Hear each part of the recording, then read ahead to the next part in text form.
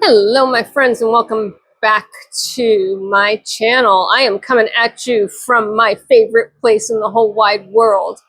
It's a little bit warmer today, so the fans are still running. Apologies for the fan noise if you can hear it.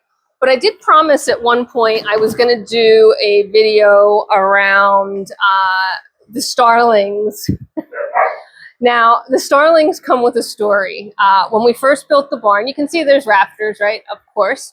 And my tack room section has an opening over it, technically a loft-ish area. We don't have a ladder or stairs to get up into it, but like I'm sure people would use it for storage.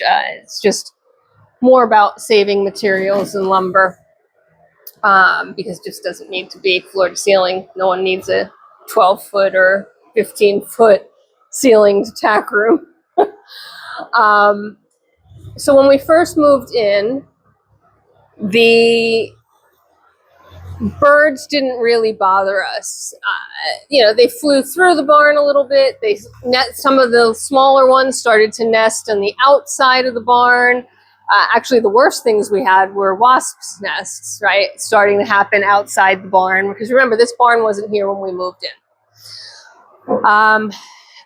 After a few years, when we first had gotten the barn cats, Bobby Socks and Bob, we had already had Shadow and Shadow's friend Silhouette. They were very feral, though. We hardly saw them, despite getting them as kittens, working with them in the tack room, keeping them in the tack room. They were not interested in being people. We've talked about that. Shadow's still around, so they're just not people cats, and that's fine. Keeping them in the tack room and socializing them in the tack room for months did allow us to ensure that they stay on the property, and they really do stay on the property. They don't wander. So anyway, we had gotten Bob and Bobby Socks. Bob and Bobby Socks were not as shy. They were still wild cats, not bred in a home or anything. They were still somebody else's barn cat litter. But we needed a few barn cats. We were starting to get rodents, right? Because, once you start moving in animals, that's what happens. And so we needed a few more. Hi, Miss Wren. I know I'm not paying any attention to you. So, at any rate, Bob and Bobby Socks did the same thing. They lived in the tack room for several months. We socialized with them every day, a couple times a day. They became very friendly, as you can tell, right? They hang around, they come for attention. They're not, they don't run from us. And we are able to handle them easily, take them to vet when it's necessary. There's no issue with them. So at any rate, the first year that we let them outside, they were quite content to really hang in the barn.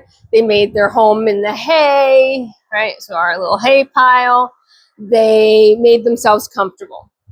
They started, and we thought it was so cute when they started to climb the walls and go up into the rafters. And there's some videos I have online of them up in the rafters. And they're cats, they're fine. That's not a problem. Until you realize that starlings had moved in and had started to build nests in that area over my tack room.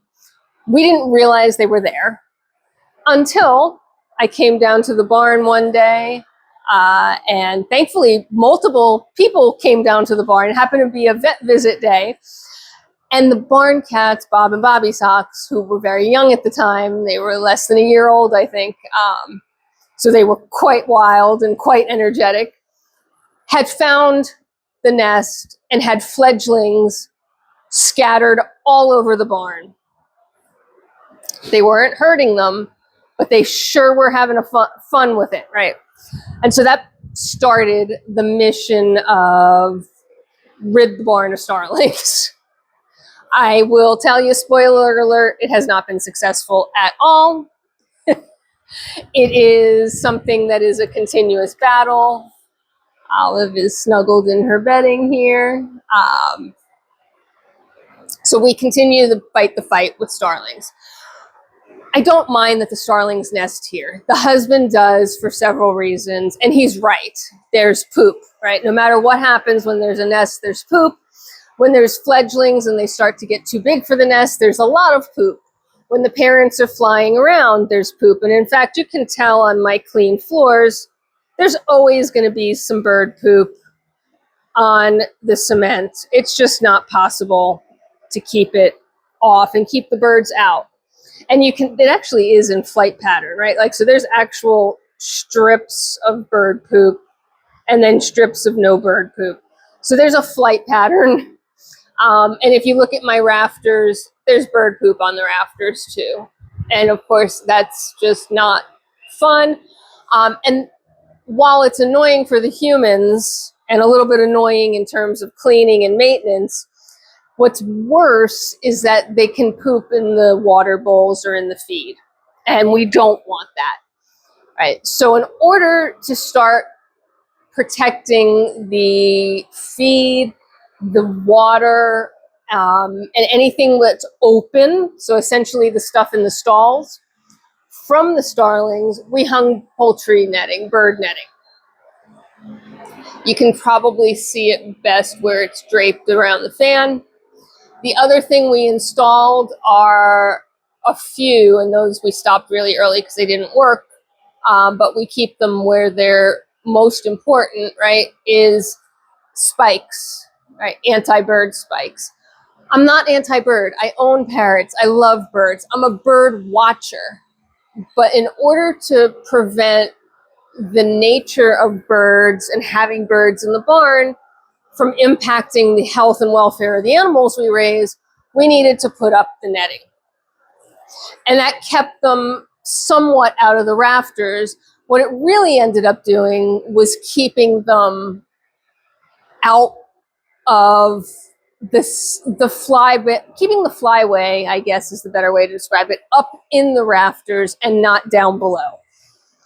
And it has channeled their activity. So thankfully now at this point, we do not have starling or bird poop in our water buckets. We don't have any problems with bird poop contaminating our feed or our hay. Sorry, the mower's coming by, so if you can hear that, Farm Hubby is doing what Farm Hubby does. He's mowing the lawn. And since he came through that way, the goats are on the move out to the back pasture.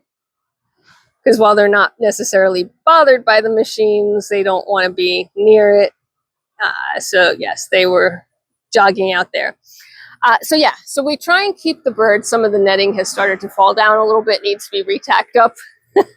But really the point was to keep the birds away from being able to contaminate food and water.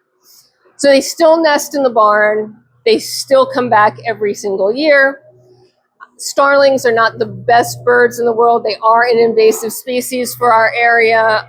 So I really wish it were a different type of bird. But we're not going to exclude them completely. That would require essentially sealing up the barn. Every nook and cranny would have to be sealed. We would never be able to have stall doors open or doors open. So that's just not realistic to do. So we have found a way to balance the fact that they live here and to balance the fact that we live here. The other thing that the netting does is it does channel, again, their activity, but it also prevents the fledglings from falling down onto the barn, into the barn. And that's a huge thing, believe it or not, because fledglings, they can get back to their nest. They generally know how to get back to their nest. Their mom and dad will take care of them, even if they can't get back to the nest, so if they were to fall to the ground. But a fall in a barn with a cement floor is, generally speaking, not good for the health and well-being of a starling baby, and also makes them very vulnerable to the barn cats. The barn cats have stopped going up to the top of the tack room. We have sealed that off. You can't see it, but we have sealed that area off, and the birds actually can't nest there at all. And they don't anymore. But they do still nest in the rafters. They do still nest by the doors and in the areas where they found they wanted to. So that is our continuous battle with birds and starlings. Well, I guess not birds and starlings. It would be with starlings and other birds would probably be the better way to say that. And, you know, we found a balance, right? So just like everything here, we balance with wildlife and livestock. And I'm going to cut it here because, again, the mower has decided to come right by the barn, so that's probably loud and obnoxious, and I apologize for that. I hope you are having a fabulous day wherever you are in this world. Take care of yourselves, take care of each other, and Dee Dee and Penny both say hello and bye for now.